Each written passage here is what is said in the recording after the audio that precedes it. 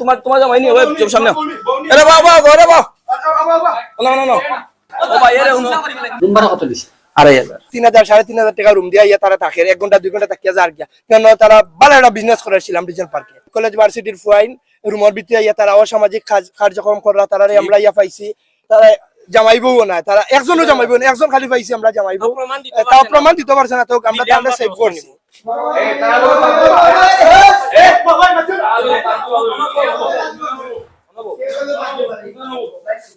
ভাই অনুভব ভাই তোমার মাত্রা যদি তো তারা ইয়া খেফি দিব তো তারা মারামারি করব ভাই ভুল হইছে রে ভাই আমরা ফ্যামিলি না জানলে আইছো কেন মারিলা চাইতে আর কি তাও মাইরো তো বিষয় নাই ফ্যামিলি না জানলে আইছো কেন তোমার ফ্যামিলির কেউ নাও তারা তো ভাই পারমিশন দিছে যে আইডি কার্ড লাগবো তা লাগবো কিছু নাই আইডি কার্ড বলতে আইডি কার্ডের ফটো নিছে না নাম বয়স 18 প্লাস নিনা 18 প্লাস আর তোমার বয়স আবার 20 প্লাস কল লাগাও তারা বলে কোর্ট ম্যারেজ করলে রুমে আবার তো কি তারা যদি জামাইবো তারা বাড়ি আছে ফ্যামিলি আছে যতটা ফুয়াফরি নাইছে সবার বয়স এটা 12 13 14 15 বছর এর ভিতরে কেন আইয়া তারা রুমের ভিতরে আইয়া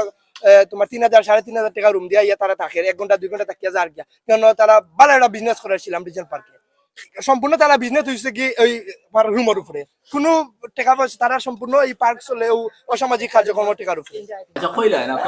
আপনার তো ফেস লাগা না কিছু হইতো না আপনার মা তো হইতো আপনার ফেস তো আর না 10 মিনিট হইছে ভাই ওখানে খাইতাম হরি ভাই ভিতরে এই যে ওই কেন পাই আমরা আমরা দেখা যা স্টার্ট করতে না দেখা করা তোমার রুমনি ওকে ভাই শেষ হইলো কম মিডিয়া আর মা দুঃখ দেখি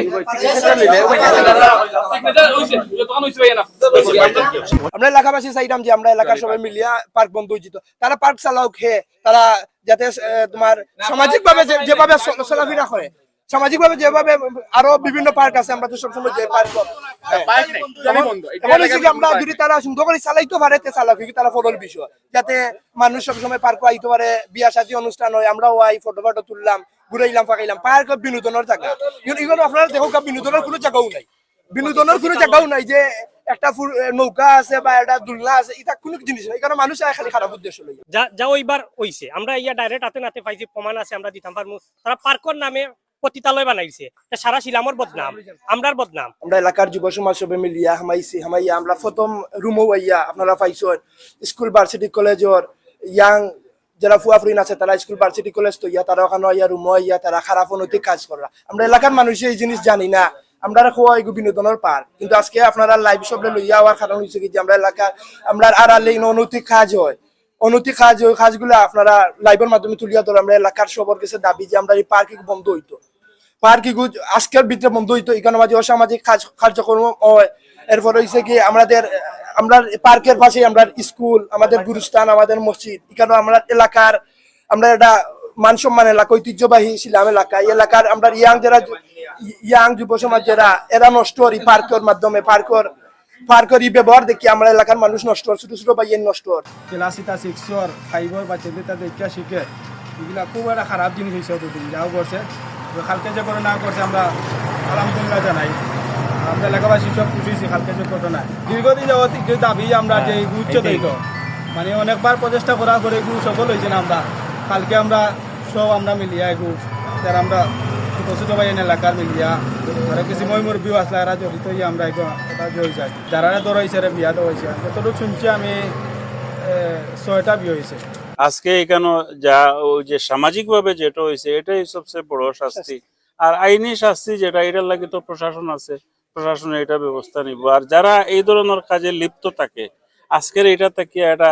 শিক্ষা নিছে আমার মনে হয় এই জায়গাতে অন্তত পক্ষে বা যারা জানছে এই এলাকায় বা এই জায়গায় এই ধরনের ঘটনার পুনরাবৃত্তি মনে হয় হবে না আমার দ্বারা জনের আইডি